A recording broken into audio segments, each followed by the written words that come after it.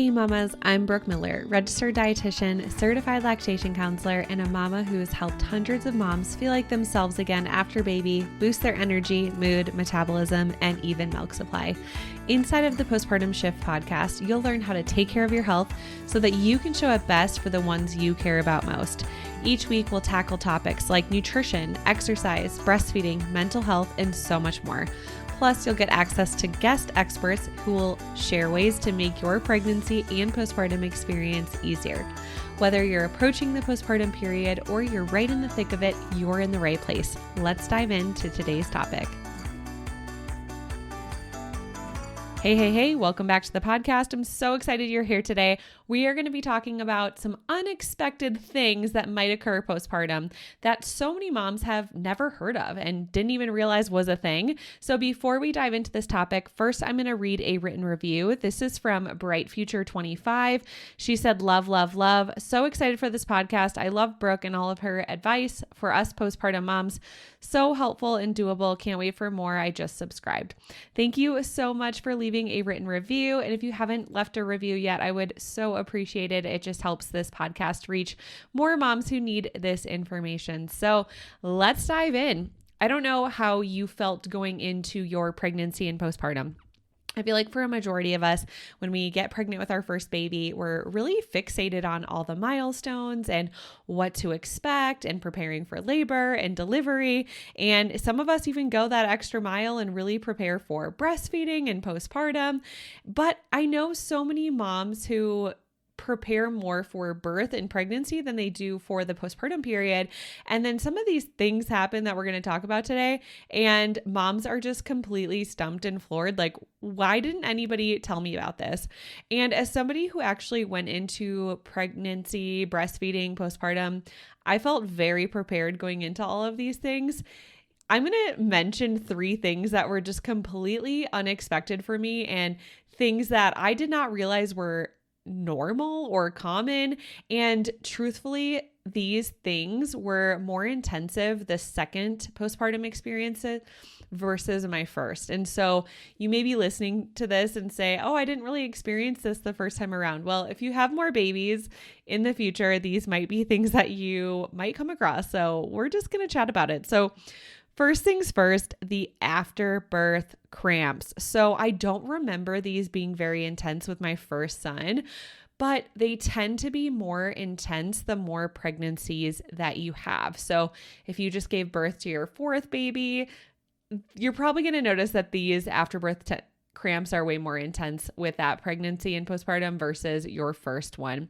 And this is because your uterus is contracting. It's trying to get back to its normal pre-pregnancy size. So for some moms, these pains only last for 2 to 3 days. With my second son, I was in pain for about a week straight, and the pain was definitely more intensive while I was breastfeeding. And so you may find that the pain starts, the afterbirth cramps start in your uterus while your baby is latching. And this is just because of the hormonal shift that happens. So when your baby is breastfeeding, it's going to release the hormone oxytocin. And this hormone helps cause contractions.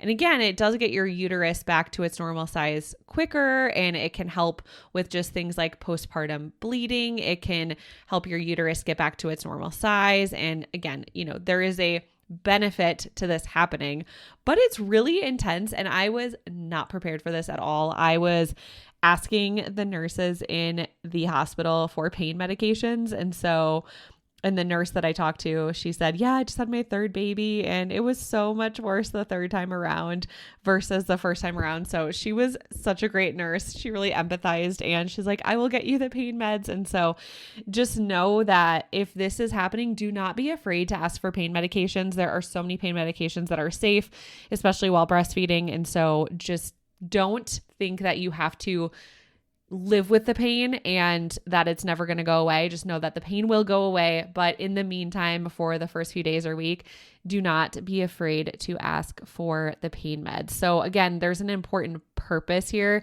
It's going to narrow the blood vessels in your uterus. So this can really prevent you from having a lot of blood loss postpartum. And this is one thing I will say about both of my postpartum experiences is I had very minimal blood loss, like during labor and after labor. And my doctors were like, oh, wow, like we're kind of impressed with the amount of blood that you lost. And so I don't know, how much of this played a role with that, but I didn't have, a really heavy flow or anything after birth, which was really nice. But the cramping was definitely painful. And so, when we deliver our babies, our uterus is actually about 2.5 pounds, but about a week postpartum, it already shrinks to half that size, which is so crazy that can happen so fast.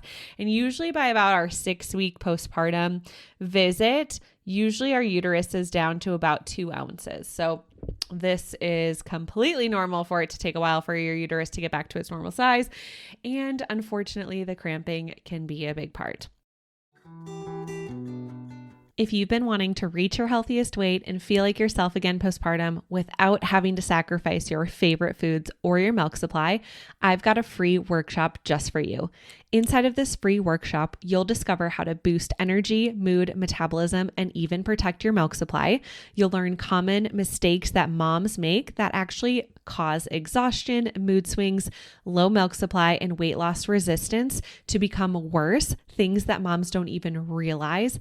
And you'll learn the proven 3-step method to heal your hormones and metabolism after baby so you can go from surviving to thriving postpartum.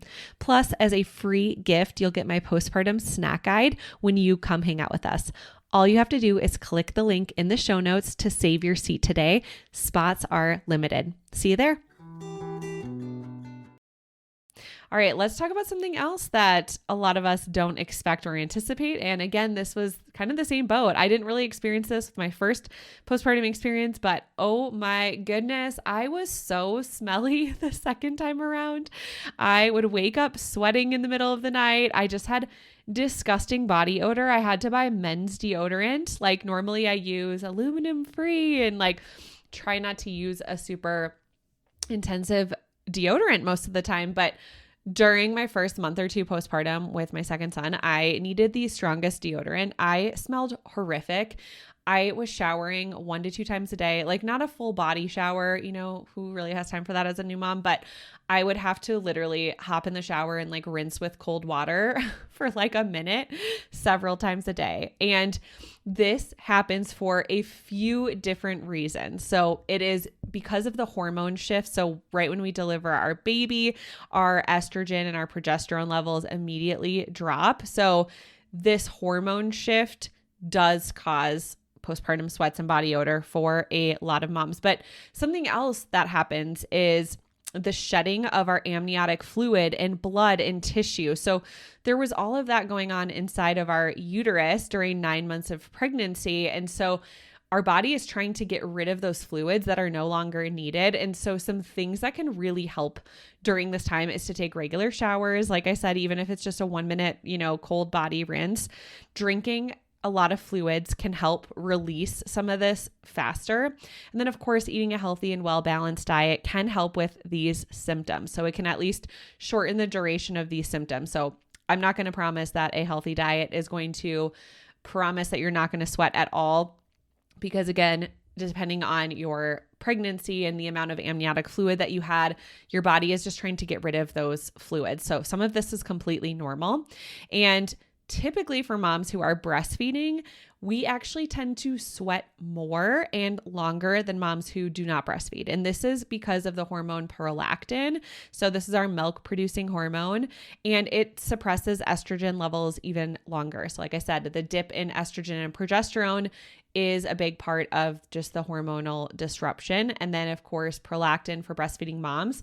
There's also, I don't know how much scientific research there is on this, but there's definitely some studies showing that if you are breastfeeding your baby, your body actually releases a stronger odor from your armpits to help your baby get guided to the breast. I don't know how 100% black and white true this is.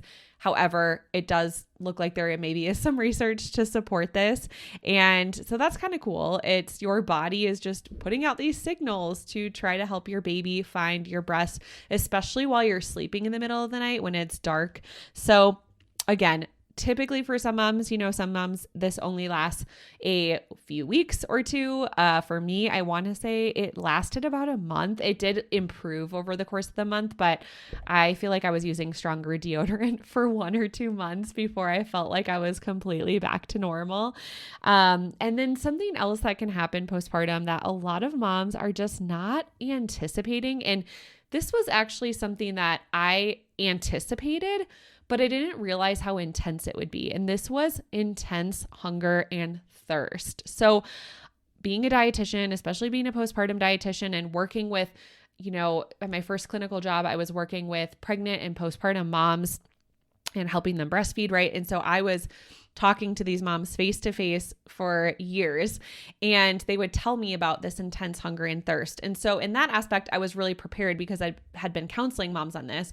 But until you really experience just how intensive this hunger and thirst can be postpartum, it was just something that I did not expect. And there's a biological reason for this. So your body just went through birth. And whenever our body goes through birth or trauma or surgery, anything like that, our energy needs are increased along with our protein and our vitamins and minerals. And this is to help the healing process. And so whether you had a C-section or vaginal delivery, your energy needs are increased. And so for most of us, that has intense hunger along with it because your body is trying to signal to you that you need to eat more.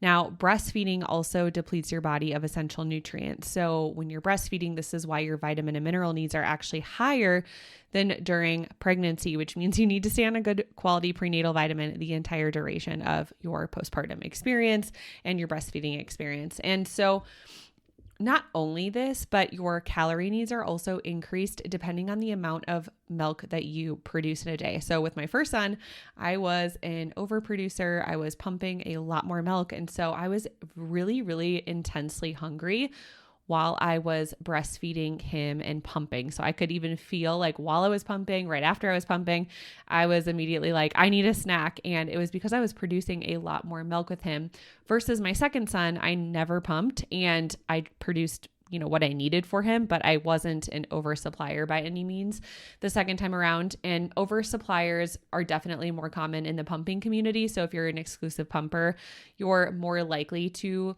deal with oversupply issues versus if you are somebody who never really has to pump.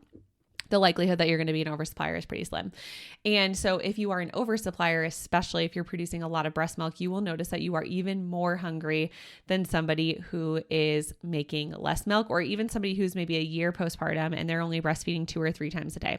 So something else that can happen is while you get a letdown, so while you hook up to your pump and start pumping, or when your baby latches and you feel that letdown, thirst is something that can be also pretty intense. And this is because of oxytocin, that hormone being released during that letdown. And so for a lot of moms, you may feel really suddenly thirsty. I found for me, now this is, just my experience, but I found for me, I would get way more thirsty while pumping versus while latching. And I think it's because when you're pumping on both sides, you have a letdown, like pretty intense letdown on both sides versus when you're just latching the baby on one side. Yes, you have a letdown, but for me, I found that I wasn't as thirsty when I was latching versus when I was pumping. I've definitely talked to some moms where they are just as thirsty when they pump or when they breastfeed. And I've talked to moms who feel more thirsty when they latch the baby versus pump. So everybody's a little bit different, but if you are suddenly feeling thirsty while latching or pumping, this is because of the oxytocin that is being released, and it's your body's way of preparing for the milk to be taken away and removed during that session. And so our hydration needs are higher when we are breastfeeding and postpartum, even more so than when we are pregnant.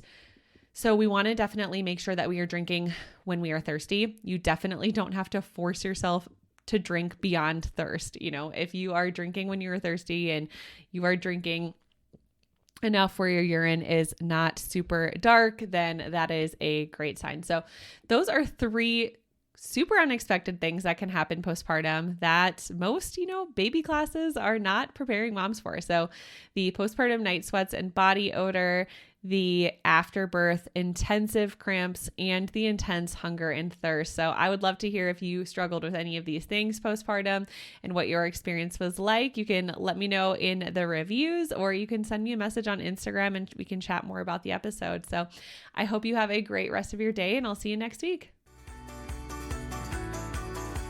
Thank you so much for hanging out with me and listening to the Postpartum Shift podcast. If you enjoyed this episode, it would mean the world to me if you could share this episode with a mom friend and leave a written review. This helps the podcast reach and help even more moms. Come say hi over on Instagram at Nutrition for Mamas.